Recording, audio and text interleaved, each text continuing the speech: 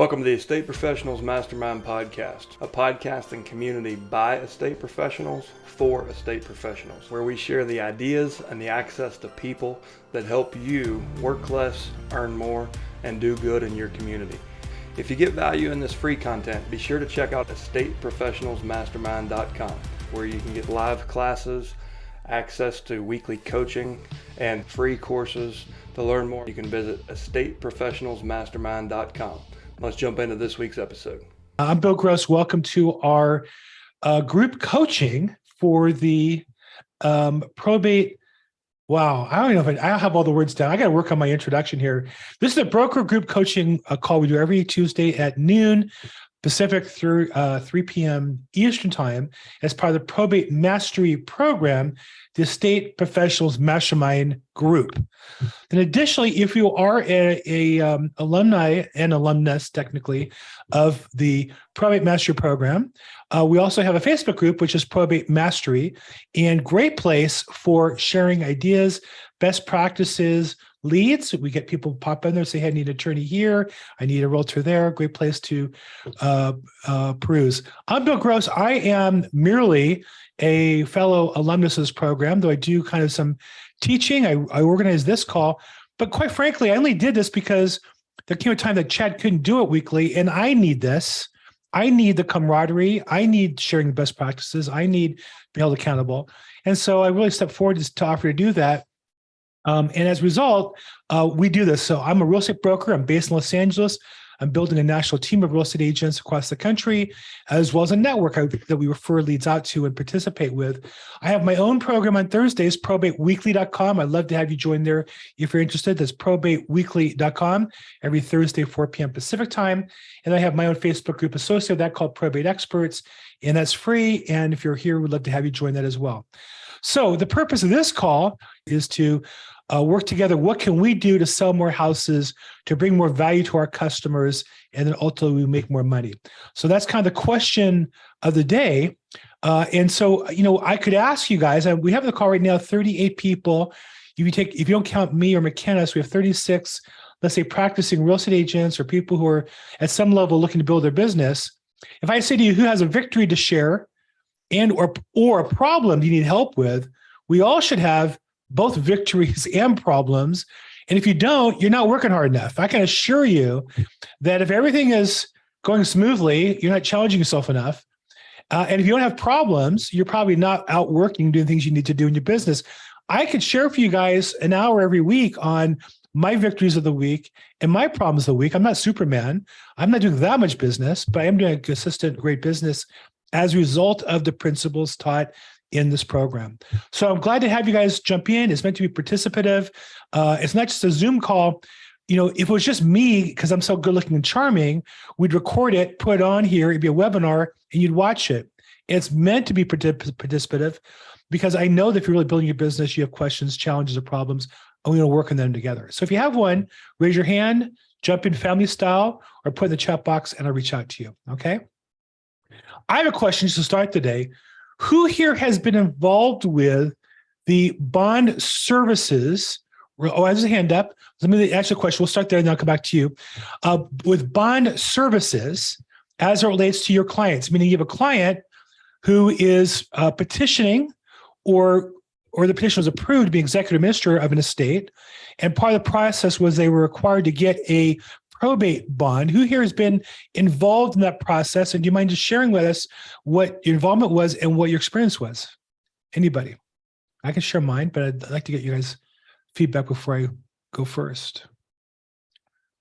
Like I said, I could talk all day on this stuff. I love this stuff. No? Okay.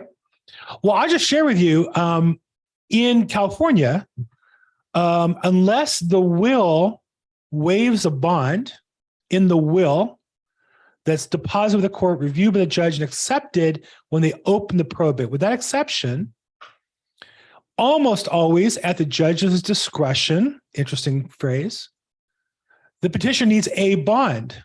It can be as little as minimum $20,000 bond. That costs about $300. And pretty much anybody can get it if there's an estate that the bond company thinks there'll be some assets on. Then almost anybody can get that bond. However, If it's limited authority and the bond then doesn't cover that full amount, what it means is the court has to approve the sale. The money goes into blocked accounts. It's very limited what the person can do with that bond. Same case, I have one right now where the property's worth, let's say net of everything about $400,000. She can't qualify for $400,000. She doesn't really have a job. She's a caregiver for a family member. She has kind of spotty credit. We would say bad credit, no judgment, but that was the word from the bond company. As such, she can't qualify for $400,000. So we're stuck with either limited authority or what are the other options? Anybody else been in this situation before? Or maybe you've been in it and you don't know you're in the situation. Anybody? And DY 3439, I assume you're not answering this question, but you have a different question I have you teed up for, correct? Yeah, okay. Yeah, that'd be something different. Okay. Anybody have experience with bonds? Is it just me? Because I'm thinking I can make a whole living just working the bond piece. And I'll share with you guys what I mean is I have two cases right now, two prospective listings. One's listed and one's getting listed, where they're both going through the bond application process. And the bond companies have always avoided me. Now I'm pretty good, I think, at breaking people down. I'm pretty good at introducing myself. I'm persistent. I'll chase people down. I'll follow up. Even if people insult me, put me off, I'll call back. I won't take no for an answer. And I've checked with a couple other people, and the limited experience I've gotten is that's their experience too. The bond people really don't want to talk to you. They want to work with attorneys. I can understand why to some degree, but in these cases, I have all the info. The attorney's hard to get a hold of. I have the petitions. I have the list of heirs. I know the story. I have the customer's name, phone number, email. I'm in conversation with them. I'm listing their house. I'm their realtor. And I find it so hard to get the bond person to cooperate, and I can help them sell the house faster. I can help the bond faster. Maybe I can help them get a bigger bond because my customer wants to buy a $4,000 bond and right now only qualifies for a $3,000 bond. Almost every probate case has to have a bond. And so theoretically, that means if I could crack the code, I'm involved in almost every case being filed. So if you're listening to this after the fact and you have some experience on that, call me. Let's share notes. So let's work out together. I'll tell you what I'd like to create. Because if these guys don't want to work, here's my attitude. I would love the bond company to work with me. I like to be their new best friend. I'd like to give them so much good bond business, they choke on it. But if they're going to avoid me and make my life difficult, and most importantly, give my client and or my attorney bad service, what's my job at that point? Anybody want to guess? What's my life's mission at that point? Find an alternative. Really? Find an alternative for me and everybody I can share it with. My alternative looks like I find a company that wants to issue bonds. They give me good service, and I tell the world about it and make sure every customer and attorney knows about the other company because I want my customers to have great bond service. Does that make sense? Now, if you work in the higher end areas, if you're in Orange County, nothing against the OC, I grew up there, you probably don't have as much interface with the bond company, but I'll tell you, you're getting bigger bonds, your people are spending more money, and you're probably not getting as good service. Like, is the form filled out ahead of time or not? Why is the customer writing in their name and their address, the case number? Why is the customer writing in the attorney's information? Makes no sense to me. This 2023, this stuff should all be automated, right? So anyhow, to me, this seems like an area that's ripe for growth for me personally. And if you're interested in sharing that journey with me, please reach out individually and I'll report back to you guys what comes up. Okay, dy3439@gmail. Give me a first name I can call you by or a nickname or something, but you're up. Let's get you unmuted. How can we help you? My name is David Young. David Young, what's up? Yeah, I was wanted to question about like when you put in the list, right? And the PR and decedent have the same address.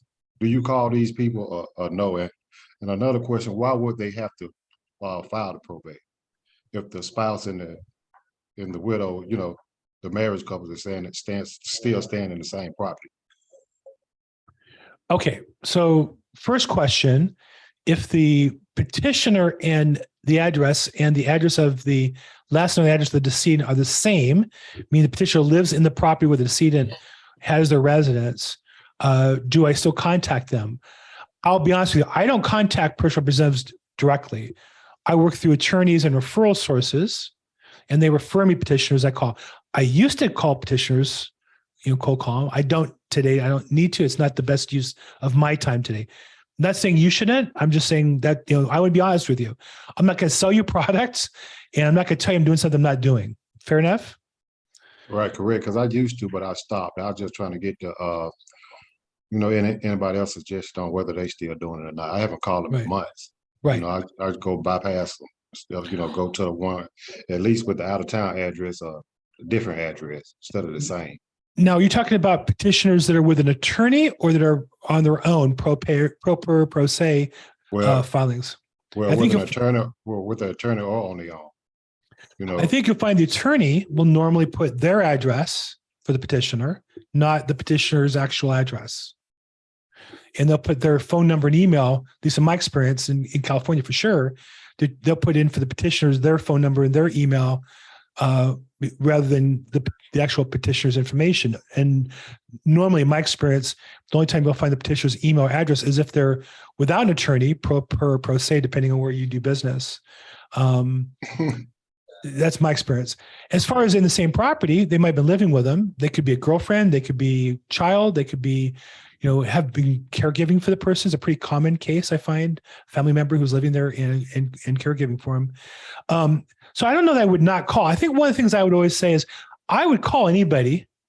I might not mail to them unless I've talked to them, but I would call anybody. I don't think calling's cheap, and they're still filing a probate. And if there's property attached, why not give them a call? So I don't think I would not call because of that. I think we spend too much time trying to talk ourselves out of calling leads. You're better off calling. All the time you spend thinking about should I call them or not, I would just spend that on calling people and not worry about calling too many people. I've never seen a realtor successful for calling too many pieces of data. I've only seen a lot of realtors or investors not successful because they didn't call anybody because they had a million reasons why they wouldn't call this one and that one and this one and that one, and they never call anybody. So I would urge you to just call them all. I wouldn't really worry about it too much. Your second question you asked was? Yeah, why would they even have to file probate? Oh, if there's a spouse. So laws are different states. You're in Atlanta. So sometimes, for example, California, the deed is husband and wife, and it could say, for example, community property. That will automatically pass to the wife or whichever spouse is left. It could say husband and wife as joint tenants. Joint tenants in California law pass automatically. It could say tenants in common, husband and wife tenants in common, which means that even if the husband passes and the wife's alive, his estate is settled separately for some reason. She can make a claim being the spouse, but he might have a will or he might have a trust or something else, but not trust. He has a will or something determining where he wants to go. Maybe he has a prior marriage with prior kids or things like that. So it depends on the deed and how they hold title. That could be the issue. So it's just now automatically it doesn't defer. Is the presumption going to be it goes to the spouse? Probably. So if it's just husband and wife with no designation, which is not good to do, and the husband passes, what happens to the wife? Well, the problem is that the deed's unclear, and you're going to need to go to probate to get a spousal deed to transfer title into her name on her own. In California, not in Atlanta or not in Georgia necessarily. But these are good questions that you should, I think, look to talk to attorneys in your jurisdiction. I'm glad to interview them on my YouTube channel. If you ever have any attorney and you have questions you want to ask them, give me the name of the attorney. I call attorneys literally every day to ask them to come on my YouTube. I interview probably 3 a week, and I'll ask whatever questions you want and share it with you on your social media too if you want. Okay. Okay. Appreciate it. Thanks, David. Thanks so much. Can I interject? Okay. Sure. So I asked you kind of a similar question. I'm guilty of not networking with attorneys yet. I have my list and I have my presentations together. I'm one of those bell and whistles people. I know that's deterring me from my own stability and success. So, but with contacting these leads from all the leads, I feel like I've had A lot of them have been spouses. One of the batches was a lot of spouses, and I kind of was, deterring from contacting them. But I thought about it from the consumer aspect. If you were, you've already filed probate, most of them, 95% are working with attorneys already. If that attorney referred, let's say Bill, and then little old new me messages, calls them and sends them 1 or 2, 3, 4 letters, who would they go with?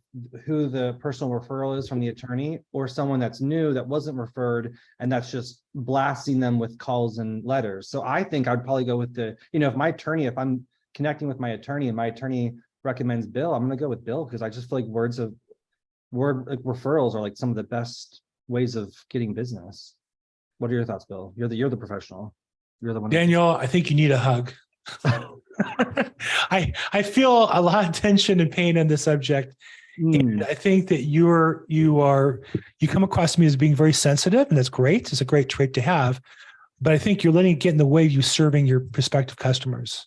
Mm-hmm. And I'll tell you, in my experience, I'd love to ask this question. For those of you who've worked with customers, where you have a relationship with a customer, and they've been honest with you about the attorney, what percentage of your customers are happy with their probate attorney at the end of the deal?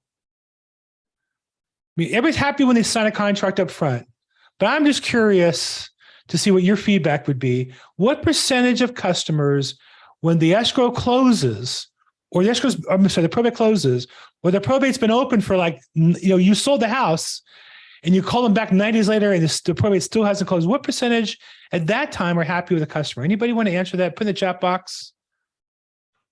Both of my answer. I'm sorry. Both of my probate clients complained that they're like, the attorney doesn't do anything. And I'm not trying to tarnish attorneys. No. But we're professionals. Yeah. We're entitled to have an opinion, but more than an opinion, we're entitled to have actual business experience. You've had 2 and 0 were happy with the attorney. And I'm not bashing attorneys either. It's a tough relationship. It's a tough business. I'm not knocking them, but let's just be real. Anybody having problems hearing me? Is it my audio? I don't think it is it? I have good reads on my side. Do you hear me okay, Daniel? Yes, I can hear you. Okay. So White, Simpson, I don't think it's me. Steve says 10%. Okay, and Steve's a pretty experienced agent. So here's what I'm going to tell you. In my experience, 90% are dissatisfied. 10% are satisfied with the attorney. Now, at the time they pick the attorney, they're all impressed with the attorney. And you're right, at that moment in time, they think the attorney has some superpower, and the value of the referral is unreasonably high.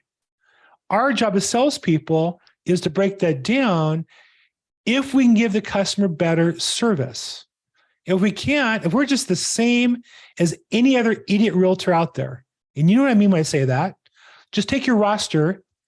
You're with Engel Volkers, I'm with EXP, I don't care if you're Keller Williams, I don't care what company you're with, take your roster. The half point down or below have not closed a deal in the last 12 months of any kind, let alone a probate deal, right? So those are the average idiots, the bottom half.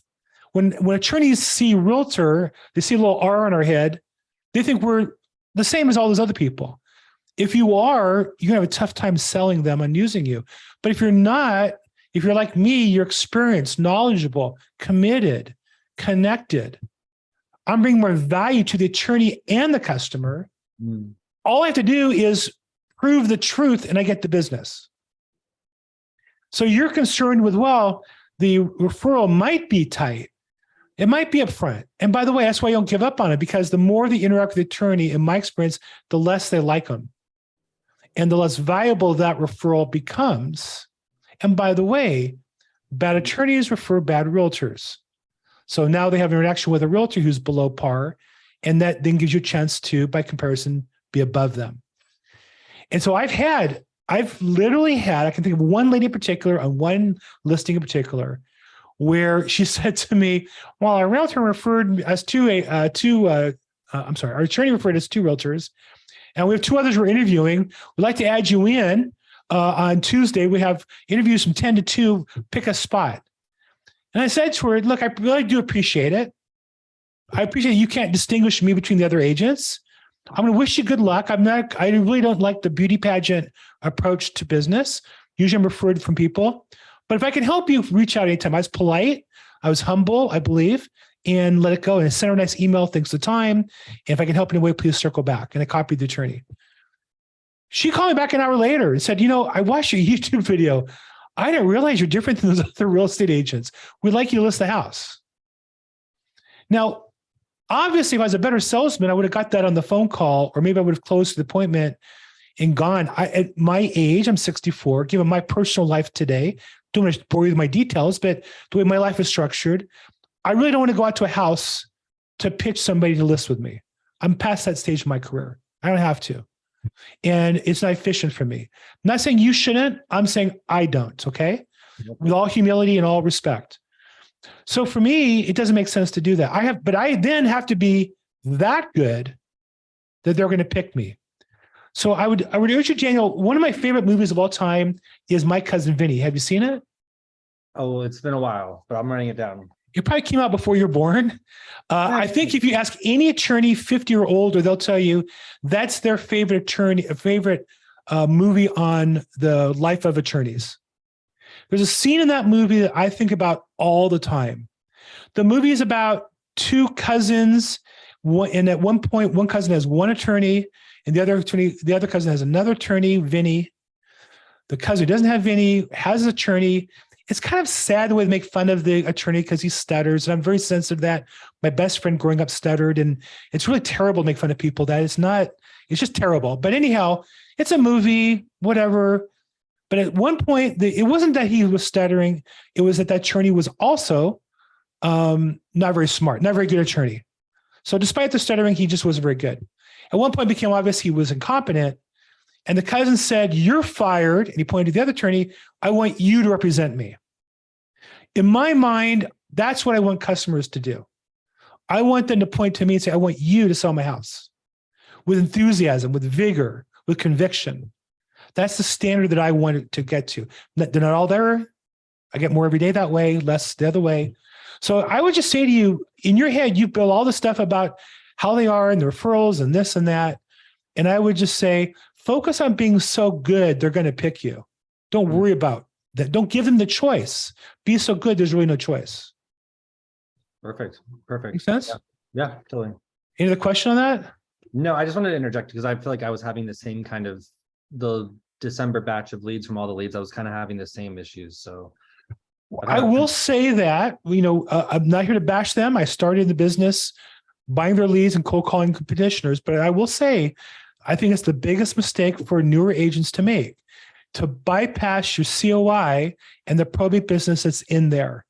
Because what you're trying to do is take strangers, build trust and them liking you and feeling comfortable with you, and then position yourself as a probate expert on top of it. Versus there are people in your life already who know, like, and trust you. They just don't know that you're involved with a probate network, that you have resources, that you have access. And I think that's a lot easier to add than it is the other way. And so I always tell people, before I would call anybody a stranger, I would make sure I read, and I'm saying this to everybody, I'm saying it to myself as well. Every time I look to my business, say, how do we get more? I always go back to, who do I already know that I can get more business from? What attorneys already know I can get more referrals from? And I think to you guys, all of us, we should have everybody we know who we know, like, and trust, and they know, like, and trust us, should be in our database. We should make sure that we are marketing to them first and adding in the strangers to that database. And that database is our business. Perfect. Okay. Thank you. Thanks, Daniel. And thanks for letting me kind of beat up you a little bit. I don't mean to personal, but I do want to give you a hug. I can feel the pain. You're good. You're good. No, you're good. Thanks. Ursel says, thanks for introducing me to the bond niche. Glad to. I want to play in that game. Steve says, Dave's a wholesaler. He's calling the 6 months old. Great results. Yeah, no, Dave is a wholesaler. I know David. David's legit. David with the Chicago Bulls hat on is legit. I didn't recognize from the email address, but and he's calling older lists, which, again, I don't think it matters when you call them. I think mathematically, I mean, as a data scientist, I don't care. I know there are agents who have told themselves the most important data is the ones that right away file. But I think that's kind of their lack of scientific reality, because there's more people calling them, if not that day, the next week and the week after. the people who've been filed 6 months ago, hardly anybody calls them anymore. And so you have less competition.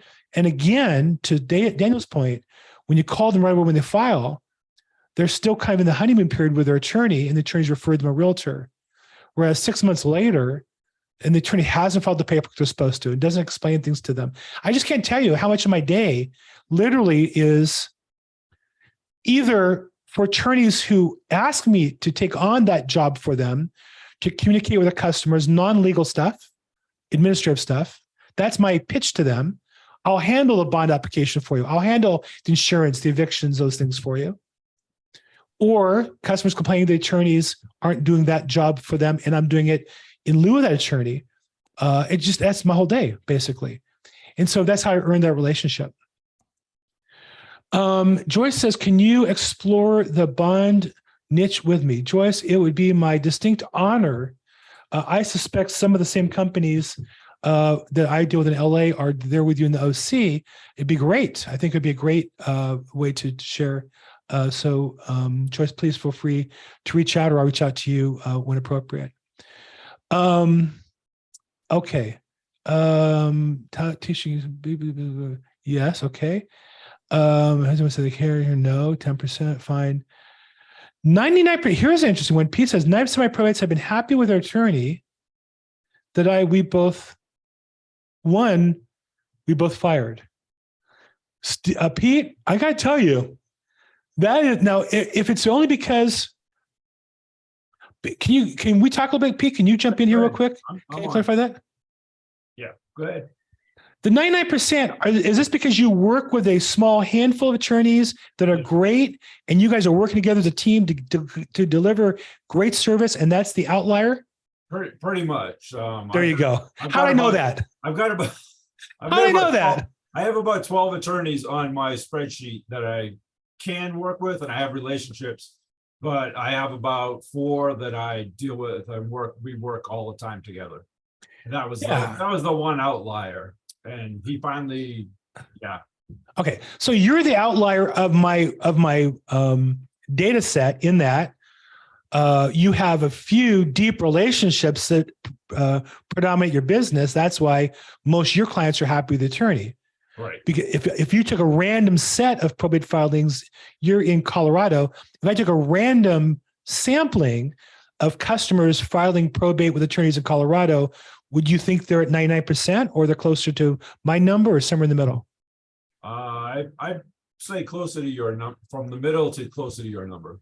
And so you experience great efficiencies in your business because you're working with either better attorneys, or you're working better with the attorneys you're working with. Yeah, I vet the attorneys before I even pick up the phone to call them. There you go. I check their reviews. I call the PRs directly a lot of times. I look into it. I look into the background. See, now you and I are opposite in that I kind of like the ones that are falling apart, but if they're doing a lot of volume and they're doing a bad job, because I feel like I can help them do a better job and then create value. And maybe you would say, but Bill, you're a glutton for punishment. I can't argue with you. Maybe I'd rather have your business, but to be honest, maybe I'd just be bored with it. I don't know why I insist on taking on hard case, but thanks for clarifying that. Appreciate that. No problem. Okay, Pete Mark, superstar. I wouldn't go that far, Bill. I went that far. In my professional opinion, as a probate expert, you're a superstar. And someday when I grow up, I'd like to be like you. So I saw another hand up besides Daniel's. It was female picture and then disappeared. Maybe I talked too long, but Daniel, why don't you come back in? And then the other party, if you want to come in, we'd love to spread around a little bit. So Daniel, what's up? So I'm figuring out my entry points into my probate niche in my community. I haven't experienced anyone really with vacant land or like vacancy in their property. But I've been thinking about this whole step up process. So I'm still kind of confused because it seems like there needs to be an appraisal, but sometimes the judge will take like a CMA, let's say the house, the deceased happened to, like the person just died like a year ago. And so I could do a CMA that was, based on the 3 months around the person that was deceased.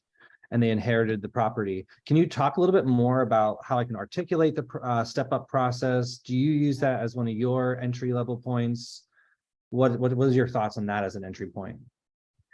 So the step up means that when someone inherits property, they inherit the property at the value of the date of death. So, I mean, unless they're buying it at another time, but if you're inheriting a property from mom or grandpa, and they bought it in 1950 for $10,000, it's worth $1 million. You can imagine if you inherit a property worth $1 million in California, you would owe, that's $1 million of income, even as capital gains, but we only have capital gains in California. So you're talking about 20, 30%. I don't know how it would all work out, state and federal and exemptions, but let's just say about a third, $307,000. Well, most people would have to sell the property to pay the taxes. They couldn't keep it for that reason. Maybe they could refinance for the taxes. That's why big businesses get sold when there's no step up. Like the Dodgers are a famous example. The Malley family had to sell because they couldn't pay the taxes to the next generation. So they had to sell to cover the value of the Dodgers being almost $1 billion at the time and owing, $300 million in taxes. So in probate, though, we don't really worry about that because the inheritor is getting it at a stepped up basis. They're not getting it. If the grandma bought the house in 1950 for $10,000 and you inherit $1 million, your tax basis is the $1 million. And so that's the benefit of property. So that's why we don't need to do 1031s and DSTs and all that for the inheritor. Now, when you sell the property, the person buying the property is their basis is what they buy it at. So how do you articulate that? Because technically, this is a funny area. You work for a big company like I do, where your broker, you can't give legal advice. Oh, you can't give tax advice. Well, I can read the Wall Street Journal and quote it. I can read, Market Watch or some other thing and quote it. And I don't necessarily give advice, but I can surely share that my understanding of the tax law is blank. And that's my understanding. And I'm a professional. And really everything has something to do with law or taxes. So I do think you can be comfortable. What I'd recommend is, one, you get educated on that issue. Two, find resources that you can use to educate your customer. Maybe a video, maybe a link to a page. There's different questions I get on county property tax in LA. I have links to those pages. I'll send to them so I don't have to quote it. I can send it, but I also do a video reading what it says, describing what it says, and send that too. So that some people like to see the video. And of course, the video helps my YouTube channel as well. So to answer your question, I would say you should spend some time researching the question. It's plain English. You should understand the answer. Once you do, gather the resources you have, make your own resource, and share that with the customer who asks you. And that's how you go from being a real estate hack to not saying you are that now, but from what the average real estate hack is to being a real estate expert or probate expert is, if that's the questions your customer are asking you, you should have the answers to those questions and have them at your fingertips. Perfect. Yeah, I just wasn't sure because my broker is kind of weird about me even focusing on probate. She's luxury and really only works with like 1 million plus. And there's good old me. I don't have a sphere of influence because I'm still kind of new to Texas. I did real estate a little bit in Arizona before I moved here. So I just feel like that step up process, if I could help people save money in their taxes, I just was wondering how you kind of worded that. And if you use that because as an entry, because I'm still figuring out estate exact, no trespassing sign. I'm trying to figure out all of my entry points. And so then when I'm engaging with someone and trying to build up rapport, pick one. Yeah. Just pick the one that really rings. Pick the one that rings to you. Okay. I found the one that rang true for me when I went back. I'm going to do a class, by the way, for members of the estate. Oh my God, I should know this. I'm so embarrassed. For the It's new. Estate Professionals Mastermind. I knew I had it wrong. The Estate Professional Mastermind. So one of the features of that program is a video library. We're going to do certain classes available for that group. I'm doing one on March 15th, which is I think a Wednesday at 2 p.m. Pacific, on building your USP, your unique selling proposition. When I was planning out my probate business 4 years ago, what you said is the opposite of what I did. I made a list of all the possible entry points. I picked the one that I thought was mine. Mine was, I found that the consumer was not being serviced by the attorneys. Either on their own, they tried to do it, and those resources were terrible, or they would go to attorneys, and most attorneys were terrible. Not all, but 9% of the 9% of the cases, were handled by attorneys who didn't know what they're doing, as much as I knew. And that was my entry point, and to master that material. There's a million entry points. That's the one that I picked. Why? I enjoy it. No other reason than that. But my joy has caused me to research it, learn it, and master that material. You need to find the one that rings true for you. Perfect. Okay? Yeah. Thanks. Okay. Lou, got your hand up. What's going on?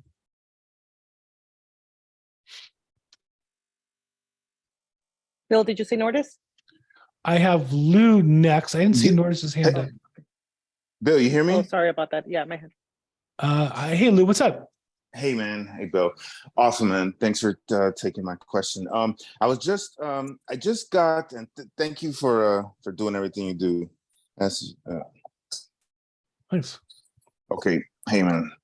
All right. So I just got a call from a petitioner who I was trying to help, and she called me. Now she's doing it pro se because supposedly it's the widow, her husband passed away, and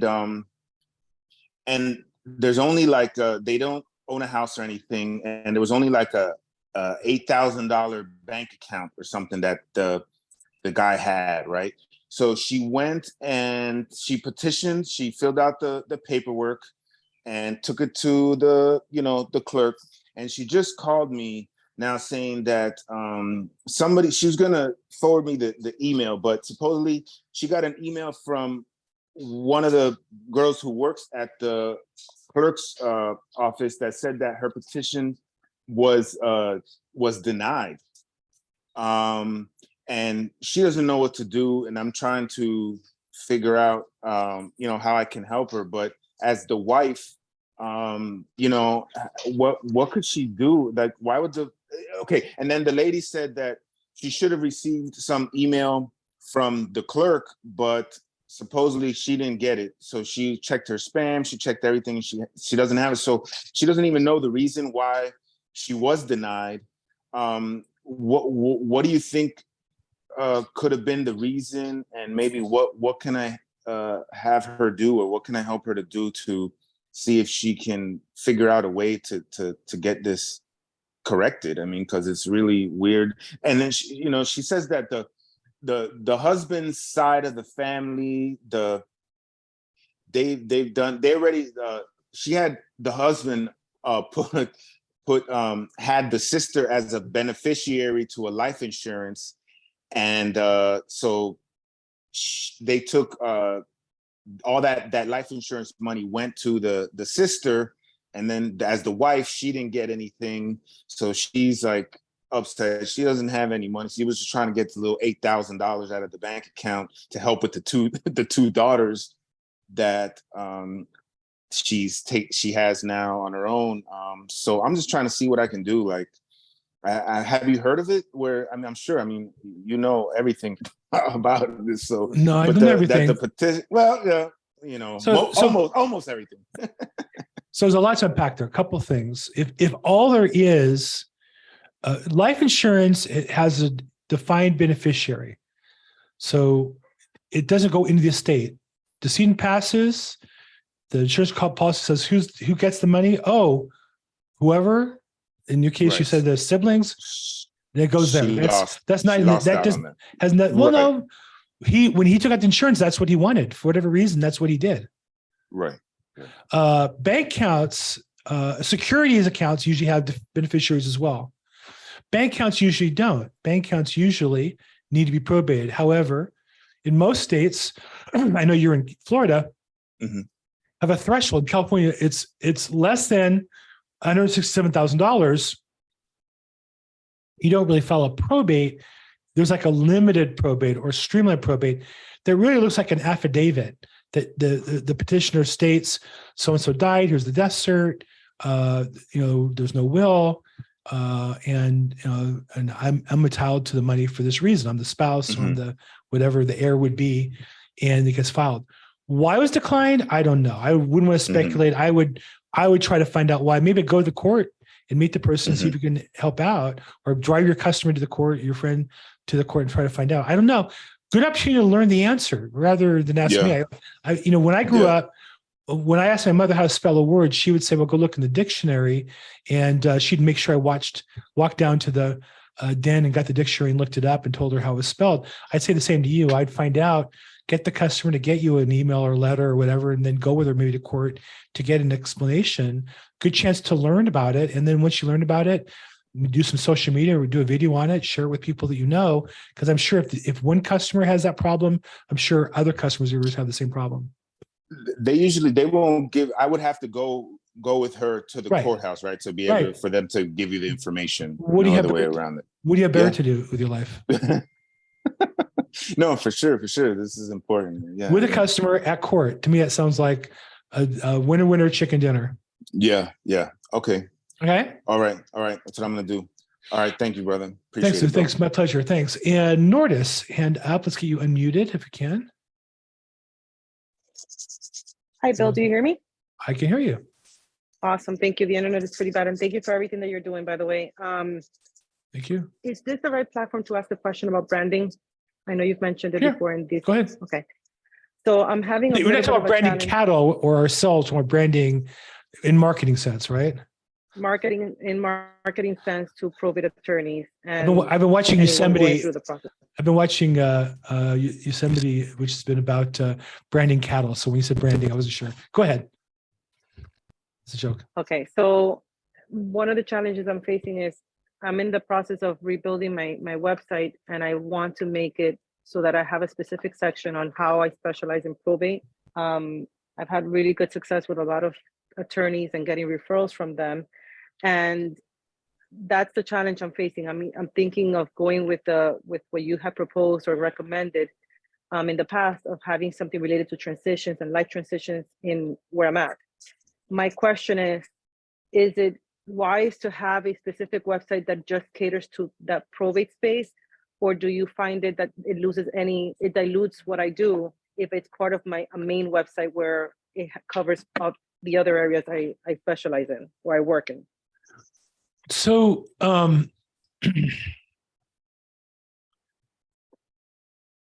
it really depends on, it's a tool. When you say, well, how should my website look? It's like saying, how should a hammer look? What color should the hammer be? How big should it be? It depends on the job. And so the website depends on what are you doing with it. So for me, and there's a lot of things that you can do in marketing, but I work all day. I work 8 hours a day. I work 40 hours a week. I'm pretty consistent. I do, things most people aren't willing to do in life, but I can't do everything. And I can even hire assistants to do some of the things, but even that, can't get it all done. So for example, I don't do any real SEO, and I've not been able to do any Facebook advertising. I got banned for life from Facebook because of their mistake. Had nothing to do with politics. It was just their complete idiocy and lousy customer service. That I'm disabled and I can never be re-enabled, but I'm not banned for life, really. I'm just disabled and can never be re-enabled because of their stupidity. And I can't really run Google ads the way I'd like to, because you can't really target your database in Google with ads unless you get to a certain spend that I'm not going to get to. So you have to think about how you using your website to develop business. The goal, Norris, is to develop, for me, listings. I want people who need to sell property to choose me to list the property. So for me, the best source of that has been to drive them to either talk to me in a one-to-many format, which has been video Zoom calls, or YouTube video recordings and topics they want to hear about. And so your website, my website then, is more of a repository of resources that I use, kind of like a fancy business card.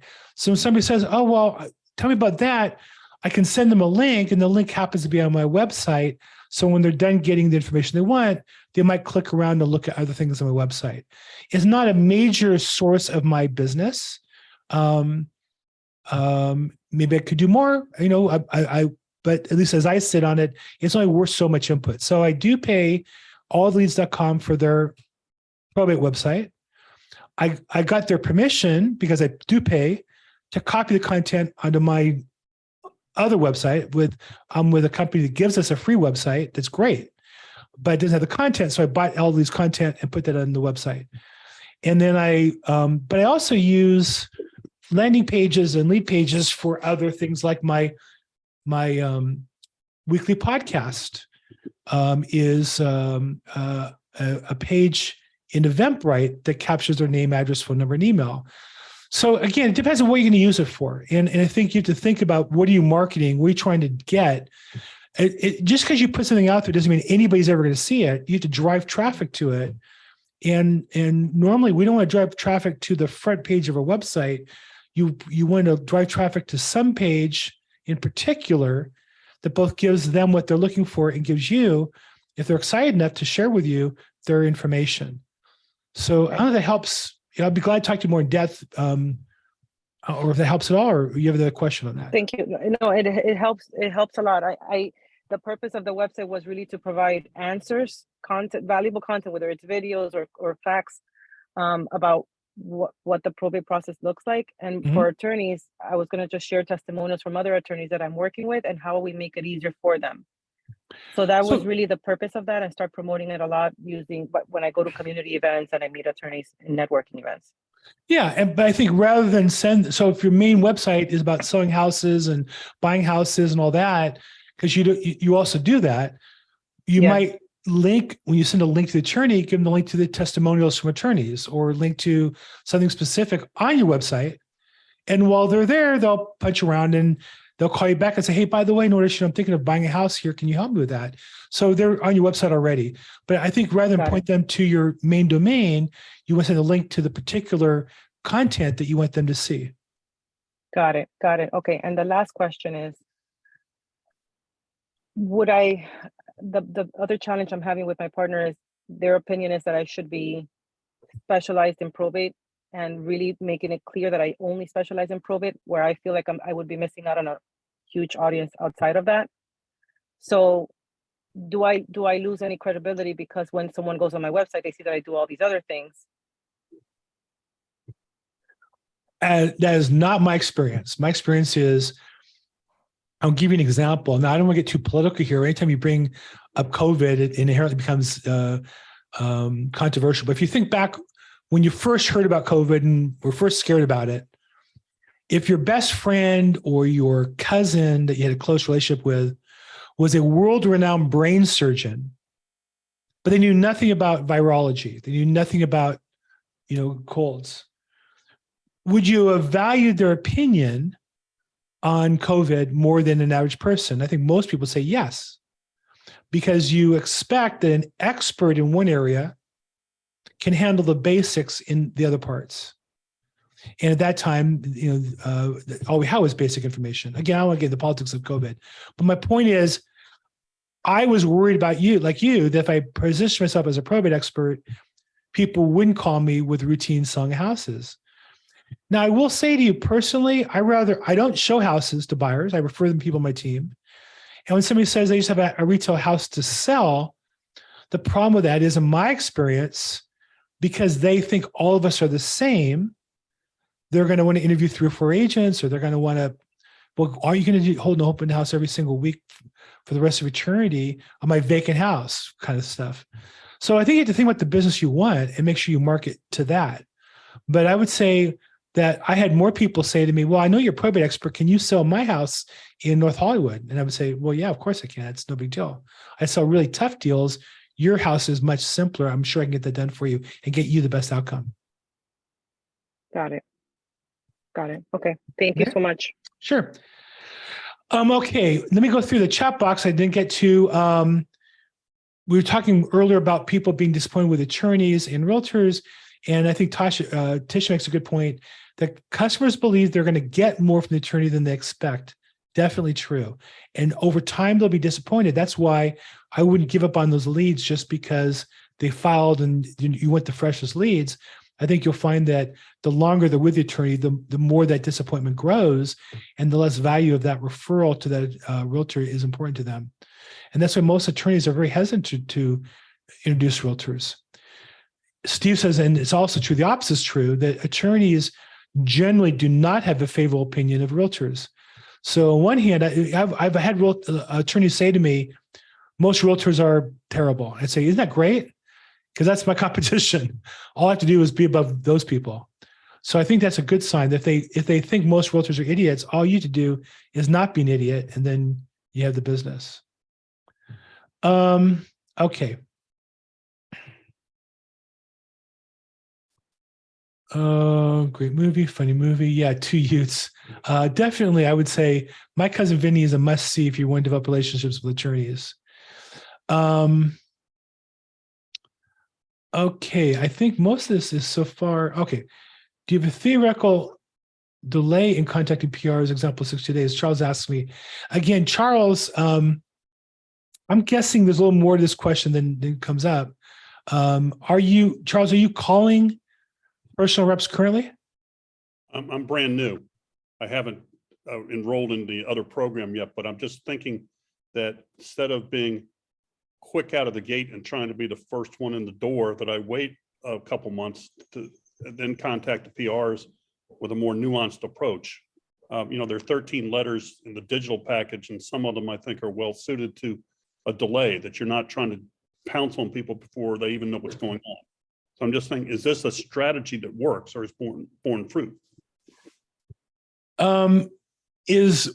Okay. So I think in general, when somebody asks me the question, should I call right away or, well, let me back up. You're a real estate agent. Are you new to real estate or are you new to probate? Veteran real estate agent, but totally new to probate. And what market area are you in? I'm moving to Florida, so I'm going into an environment where I don't know anybody yet. So I'm very attentive to the nuances of calling on probate attorneys. I'm very interested in that. Are you giving up on your old business where you used to live, or are you keeping that? I'm keeping that temporarily just as a financial support, but I really want to carve out a new career, and I'm excited about the probate niche. But on the one hand, you have lead companies that want you to, buy fresh leads, weekly and pounce on them quickly. But at times I hear you say something very different and a much more subtle approach. And so I'm just curious, does it make sense to wait a week or a month or 2 months before contact? Last question. What market are you moving from? I'm sorry? What market are you moving from? Washington, D.C. metro market. I've never done probate there. Got I it. can't go both places at once. And what part of Florida are you moving to? Naples? Very nice. I'm very jealous. I used to live in Florida, and Florida's like my ex-girlfriend. I can't talk about it in front of my wife, and I want to go back to her, but I'm married, so we're not going anywhere. And she's not here, so I can say that out loud. And she's not a member, so she can't see this video. So, look, I think when you sell hammers, everything in life is a nail. And to companies that sell data, they're going to tell you to call sooner. I don't even believe. Now, again, you're on Probate Mastery, Chad Corbett's program. We're not selling any data here, right? I'm going to tell you that I don't believe anybody has any scientific data showing the improved response rate of calling, say, in the first 60 days versus calling only after 60 days. I do know I have a friend who's an agent who really believes it's important to be the first one to call. I know he believes it, but I don't believe there's any data to support that reality. Now, I have a very strong data analysis background from when I was in high school and college. So if it makes you feel good, then great. But the reality is, I believe, now I can say I scientifically studied expired listings. I scientifically expired using a dialer versus not using electronic dialers. I'm one of the few people in America who can tell you that. And so what I found was the gap between what salespeople said and what the reality was enormous. And the gap between what people experience and their own actual data is enormous. So I'd say if it makes you feel good, great, call them right away. But I think you're going to find over time, the average lead from entering the marketplace to actually executing a deal on average is at least 2 years. That's not to say there aren't a lot of deals that file probate and pick a realtor and get an escrow and close in 90 days. But the average is going to be 2 years. So you can build your business on the niche in a large market like Los Angeles, where we have so many probates. Maybe you can build and get away with it. And the only agent I know who's done that, built his business on being the first one to call, is here in LA. Even he'd be better served if he had a better long-term system than he does. I don't want to call him out by name, but I know him. I know his business well enough to know he's leaving a lot on the table by not building out the rest of the time period. You're in Naples. I don't know much about the Naples market. I'm guessing of what I know about Naples, there's less probates and there's more probate litigation and trust business than there is actual probate business. That's my guess. So I think that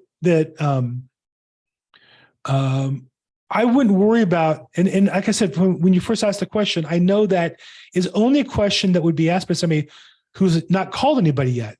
Because once you call them, you realize it doesn't really matter when it is. They don't know when they filed. It could be a month, it could be 6 months.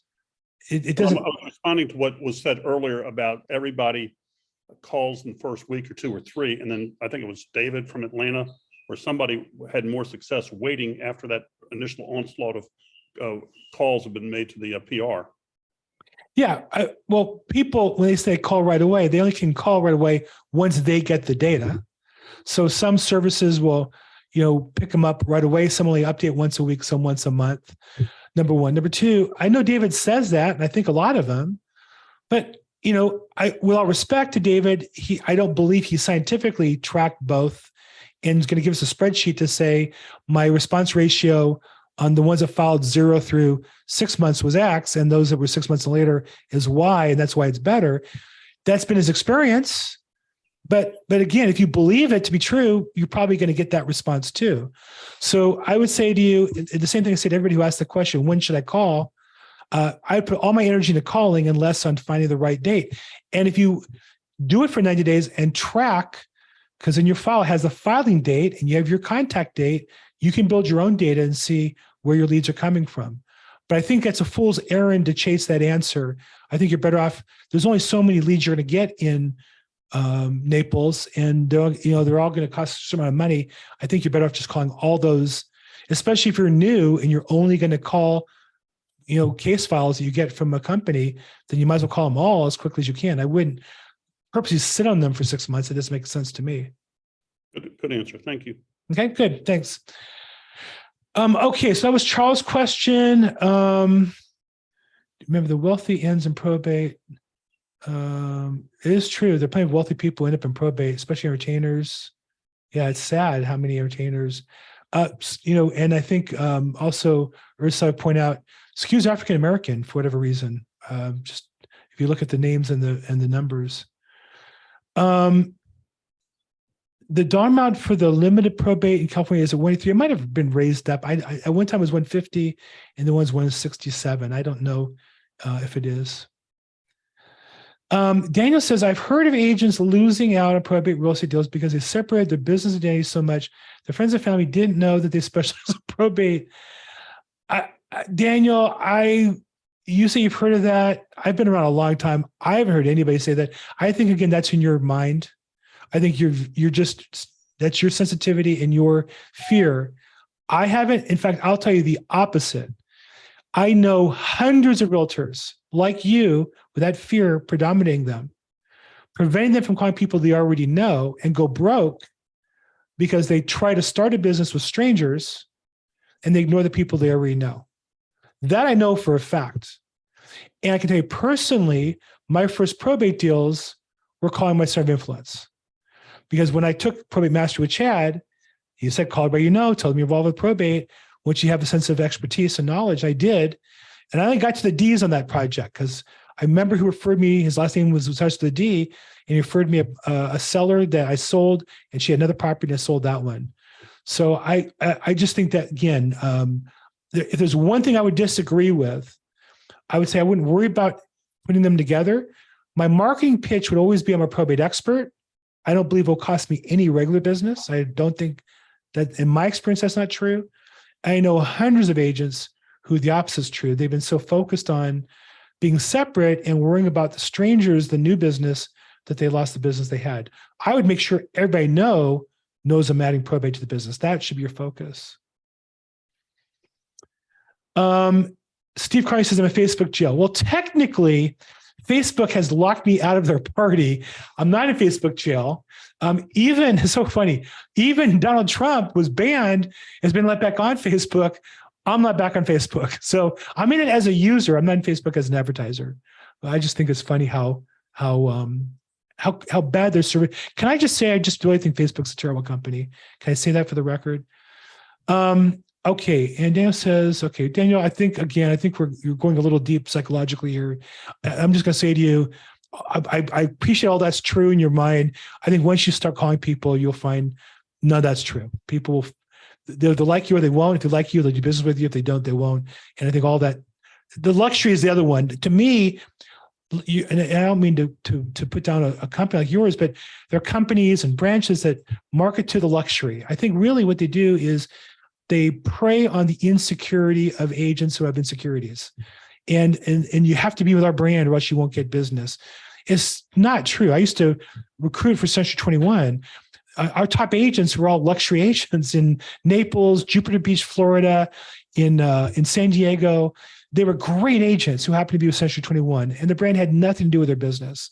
But these luxury brands, and even in our company, there's these divisions that want to tell you, well, you have to be in the luxury department. You need a luxury logo. You have to have luxury on your pictures. You know, if people like you and trust you and believe you'll serve them, they will work with you. If they don't, I don't care what all this stuff is. I just think that's just, to me, mostly nonsense. Okay, I think we're...